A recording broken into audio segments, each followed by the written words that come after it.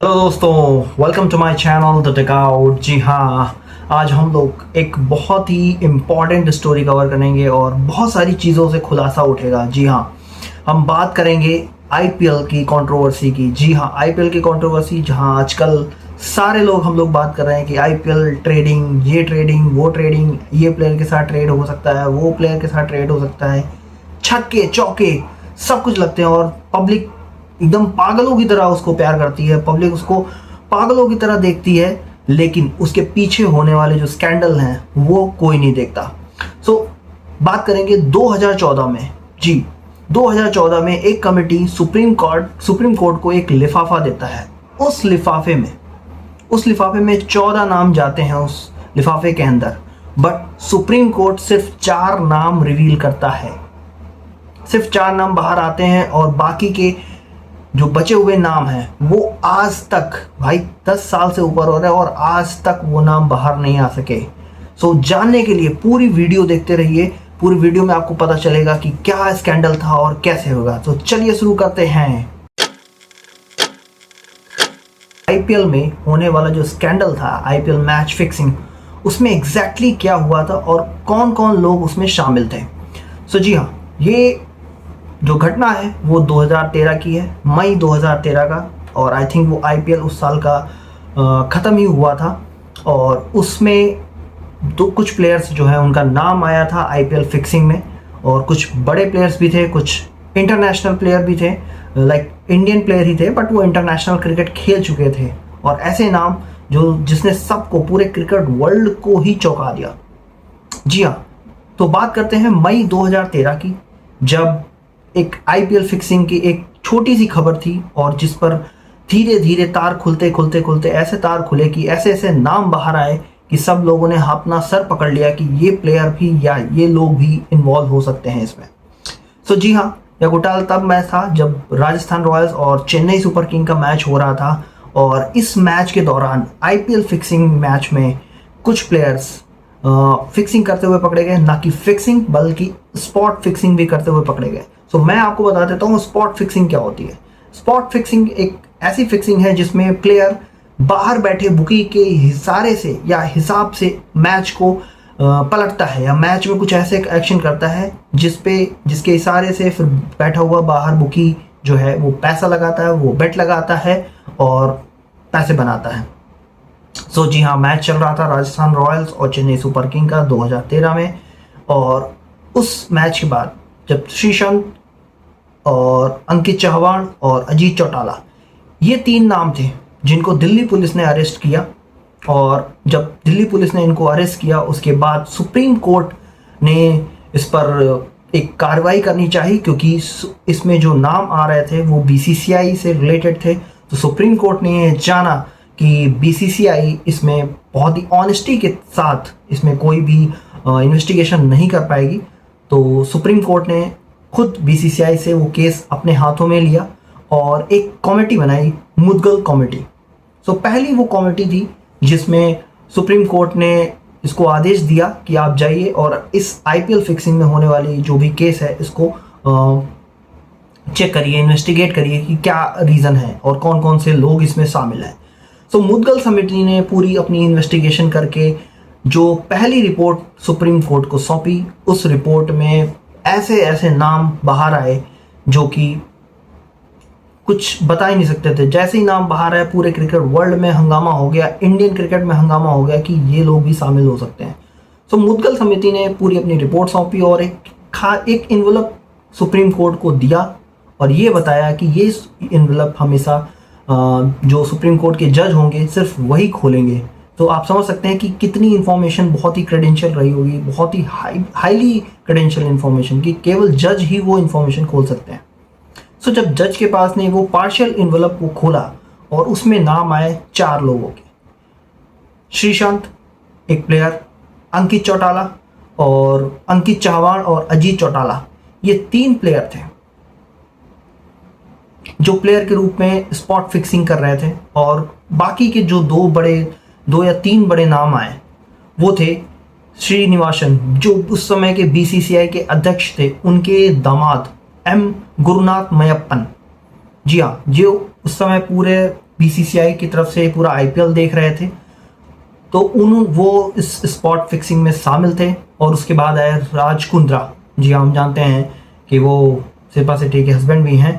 मैं उसको हमेशा कांड या कह लो कि कर्मकांडी कुंद्रा भी बोल सकता हूँ, क्योंकि बहुत सारी और भी केसेस उसके ऊपर हुए हैं। तो वो जो राजस्थान रॉयल्स का को ओनर भी था, वो भी इस स्पॉट फिक्सिंग में शामिल था। और एक और अधिकारी था जो आईपीएल की ऑपरेटिंग पूरा देखता था, उसका भी नाम इसमें बाहर आया। सो जब सुप्रीम कोर्ट को ये लगा कि जब इसमें आईपीएल के जो फ्रेंचाइजी हैं उनके मालिक और जो आईपीएल को या बीसीसीआई को जो चला रहे हैं वो भी इन्वॉल्व हैं, तो सुप्रीम कोर्ट ने बहुत ही स्ट्रिक्ट फैसला लिया और एक और समिति बनाई, एक और कमेटी बनाई जो ये डिसाइड करेगी कि इनकी पनिशमेंट क्या होगी। क्योंकि ऑब्वियस बात है, बीसीसीआई फेयर नहीं होगी अपने लोगों के लिए, वो कुछ भी कर सकती थी। सुप्रीम कोर्ट ने एक कमेटी बनाई और उस कमेटी ने भी सारी इन्वेस्टिगेशन करने के बाद सब कुछ ये डिसाइड किया कि जो बीसीसीआई के अध्यक्ष श्रीनिवासन, उनके दामाद गुरुनाथ मयप्पन, जी हाँ, उनको लाइफ टाइम के लिए बीसीसीआई से बैन किया गया। राज कुंद्रा जो राजस्थान रॉयल्स के को ओनर थे, उनको क्रिकेट से पूरी लाइफ टाइम के लिए बैन किया गया। और श्रीशांत, अंकित चौहान और अजीत चौटाला, ये जो 3 लोग थे, इनके ऊपर लाइफ टाइम के लिए बैन लगा दिया गया। मतलब एक रात में तीनों लोगों का करियर खत्म। श्रीशांत अपनी पीक पर थे और ये दोनों प्लेयर, बाकी जो 2 प्लेयर हैं, जी हाँ, ये बस अभी अभी एंट्री करी थी इन्होंने। आईपीएल के थ्रू इनका करियर स्टार्ट हुआ था और वहीं से इनका करियर का ताला लग गया। इसीलिए कहते हैं कि कभी भी जो जल्दी बनी होती है वो उस पर नहीं जाना चाहिए, वो कहीं ना कहीं आपको फंसाती है।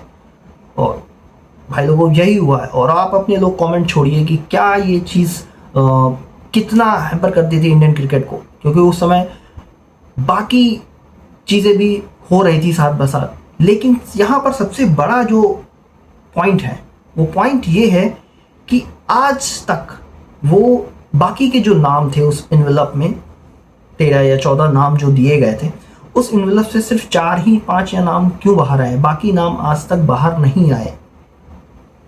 तो इसी को एक रीज़न बनाते हुए श्रीशांत ने आई थिंक 2017 में उन्होंने केरला कोर्ट में अपील किया कि बात भी सही है कि बाकी के नाम क्यों नहीं रिवील किए गए।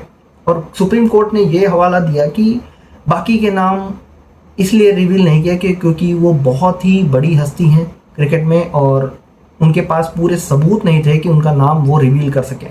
और सही भी बनता है कि अगर जब तक आपके पास पुख्ता सबूत नहीं है, आप किसी भी बड़े प्लेयर की इमेज को डाउन नहीं कर सकते, ऐसे नाम रिवील नहीं कर सकते। सो श्रीशांत ने केरला कोर्ट में अपील दायर करी कि भाई मैं ही अकेला क्यों भुगतूं, मैं ही अकेला क्यों पे करूं, मेरे ऊपर से लाइफ टाइम के लिए बैन हटना चाहिए, या फिर जो भी चीज़ें हैं, मेरी जो पेनल्टी है, मेरी जो सज़ा है, उसको कम करना चाहिए। तो केरला कोर्ट ने सुप्रीम कोर्ट से बात करी, क्योंकि सुप्रीम कोर्ट ही सबसे ऊपर है। सुप्रीम कोर्ट ने ये चीज़ हवाला दी, वहाँ पे एक कमेटी और गठित हुई जो ये डिसाइड करे। उन्होंने हवाला दिया कि उनके पास भी उतने सबूत नहीं थे ताकि वो उनके नाम रिवील कर पाए पब्लिकली।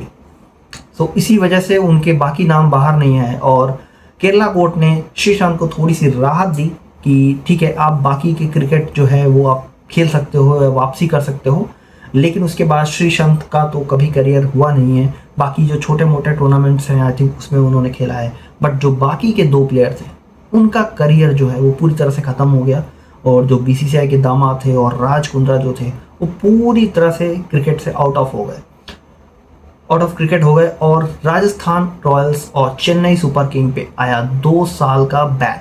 जी हाँ, आईपीएल से 2 साल के लिए दोनों टीमें बैन हो गई। इसी के चलते हमने देखा था कि 2 साल ये टीमें बाहर रही थी और उसके बाद फिर से ये वापसी करी है, इन्होंने अच्छी वापसी करी है।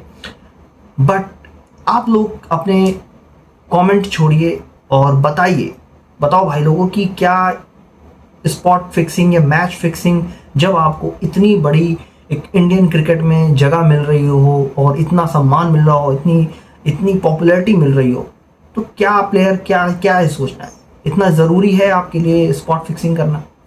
और ऐसी कंट्री है जहाँ पर क्रिकेट एक फीलिंग से ज़्यादा है। क्रिकेट लोगों के लिए सब कुछ है और उसके साथ तुम खिलवाड़ कर रहे हो ऐसा। तो उस घटना के बाद श्रीशांत ने कई बार इंटरव्यूज दिए, बयान दिए हैं, और वो रिग्रेट ऑलवेज है कि रिग्रेट हमेशा ही करेंगे जिंदगी भर कि वो स्टेप उन्होंने उठाया, जिसकी वजह से उनका करियर, और वो करियर में बहुत ऊंचा जा सकता था। सो गाइस, आप लोगों को ये इतना गहरा सच जानने के बाद कैसा लग रहा है? How are you feeling? आप अपने कमेंट छोड़िए और बताइए कि क्या और सजा इस पर बढ़ाई जा सकती थी प्लेयर्स पर, या फिर थोड़ा सा प्लेयर्स पे और राहत दी जा सकती थी, और जो प्लेयर्स का करियर ख़त्म हुआ उनके क्या रिएक्शंस होंगे। सो अपने कमेंट्स छोड़िए, वीडियो को लाइक करिए, सब्सक्राइब करिए और शेयर करते रहिए।